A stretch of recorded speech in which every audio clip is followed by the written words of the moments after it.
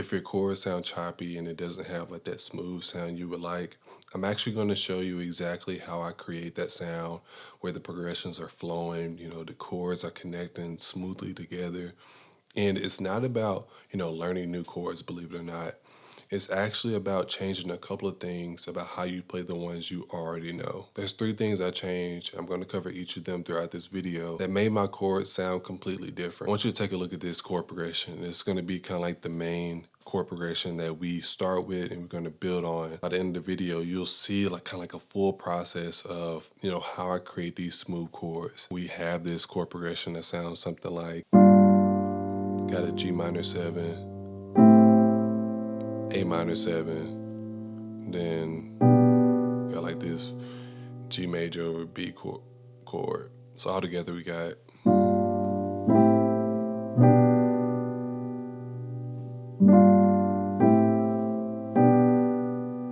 all right, now that's it.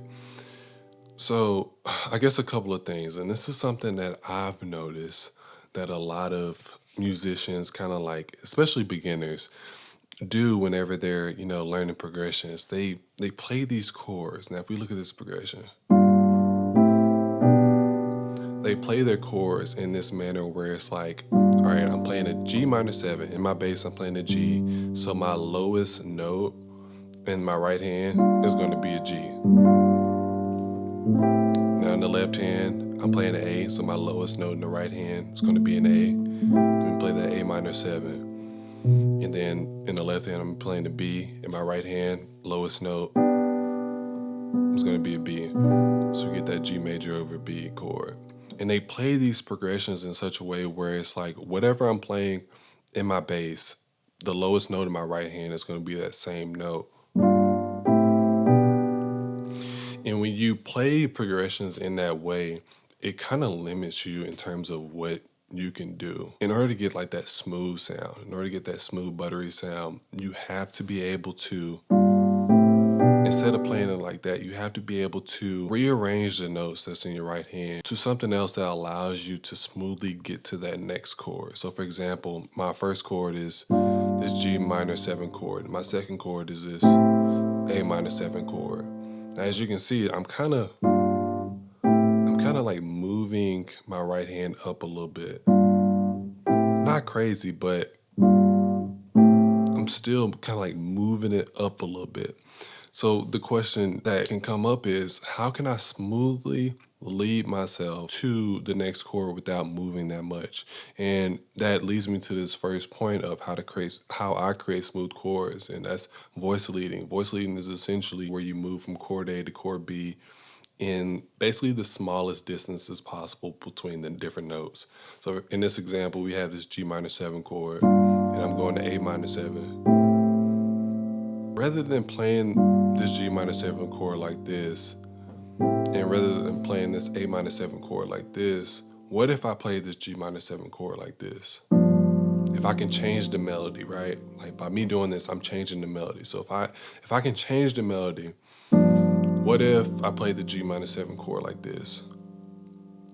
And then what if I went to kind of like this, let's say, this chord, this A minor 7 chord, and I'm voicing it like this. I'm still playing an A minor 7, but I'm just voicing it in a different way. I'm thinking about how can I get from chord A, in this case is G minor 7, to chord B, in this case is A minor 7, with the smallest, distance between the different notes as possible. Like moving from here to here, that feels smoother than that. I mean, this works in a lot of scenarios, don't get me wrong, but if we're talking about creating these smooth transitions, if we're talking about being able to smoothly go from one chord to another, we have to talk about voice leading, and I would say that's point 1. Being able to move between 2 chords is so crucial. So we got chord A, chord B. Now this next chord initially we had this G over B. Rather than going from here to here, I could do that. Still playing a G major over B, but I'm just rearranging the notes in my right hand.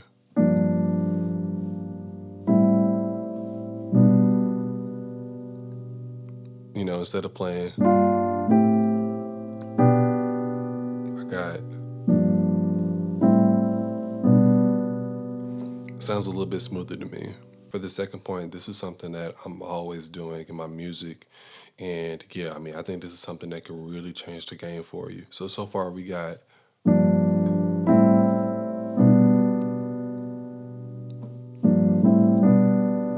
so we're getting there. I mean, this sounds to me, this sounds a whole lot better than,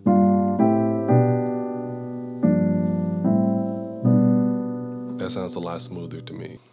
This is the first chord. We got this G minor 7. Now, one thing I like to do is I like to add extra notes, or another word is I like to add extensions to my chords. So extensions are essentially the tones that are extended past the 7th note. The extensions are the 9th, the 11th, and the 13th. Now, I'm playing this G minor 7. Now, the 9th is in A. So what if I added in the A in there? Instead of playing that G minor 7. I can add in that A to give me that G minor 9. And then what if I added in that 11? That 11th is C.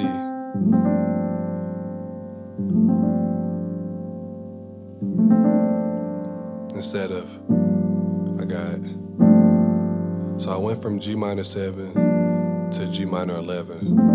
And all I did was I just essentially give the harmony a little bit more complexity, right? Give it a different feel.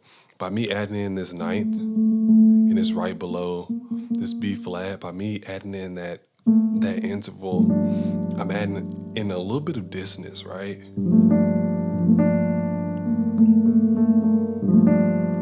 But then I add in that 11th. It just kind of like balances things out to me. So we went from it's subtle, but it adds a little bit more complexity to what you're doing. So that's the second one. Add extensions to the chords that you're playing when it feels right. Now for the second chord, I'm playing this A minor 7. So what if I added in some extra tones to this A minor 7? What if I added in, well, I'm playing this, I still want to be able to get from chord A to chord B. This chord B right here. Now what if I added in, let's see, well, I'm playing this chord and I'm going here. What if I drop this E?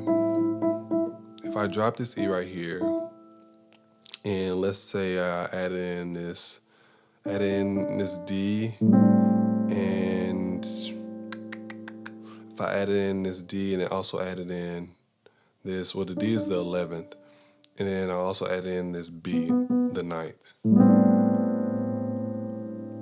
That gives me an A minor 11. I dropped this E because it's not really adding anything extra to what I'm doing harmonically, so I can really drop that note. So we have this G minor 11. We started off on G minor 7, extended it out, got that G minor 11, and then we have this A minor 11. Here's an A minor 7, there's the 9th, and then there's the 11. So we have,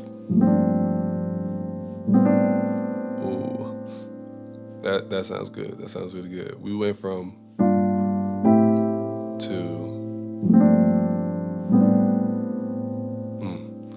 that sounds good. All right, now for this last chord, we have this G over B.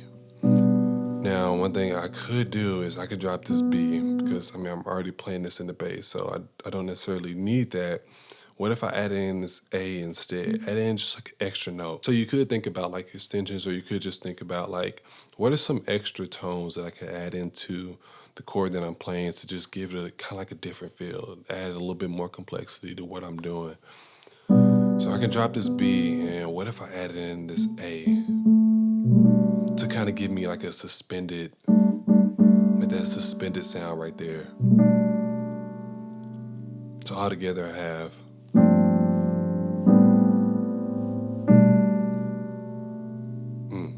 that sounds good. And for this example, I'm keeping the melody the same, which is kind of like a little bonus that you get. It gives gives me like that common tone.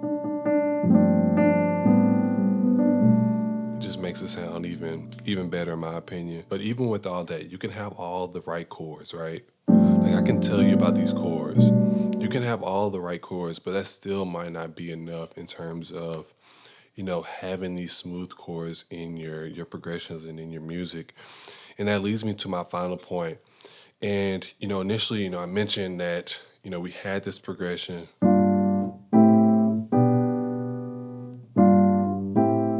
And this is how a lot of musicians play. They play like this. What if, I gave you these chords? We landed on these chords. What if we just added in our own kind of like personal feel to what we're doing? And that leads me to my final point, which is touch and timing. So rather than just playing the chord, playing all the notes at the same time, what if you did something like, I play my chords oftentimes like this.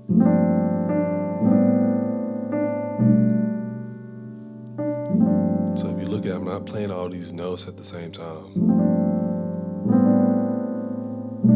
It's very subtle, but it adds like a human element to what you're doing. It doesn't sound super robotic. It doesn't sound like everything is like on the beat or on the grid.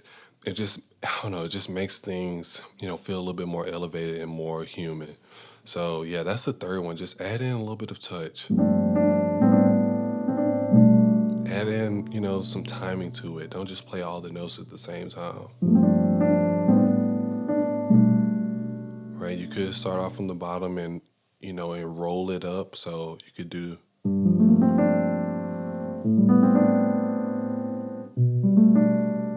Right?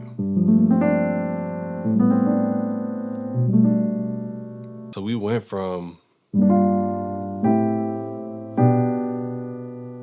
to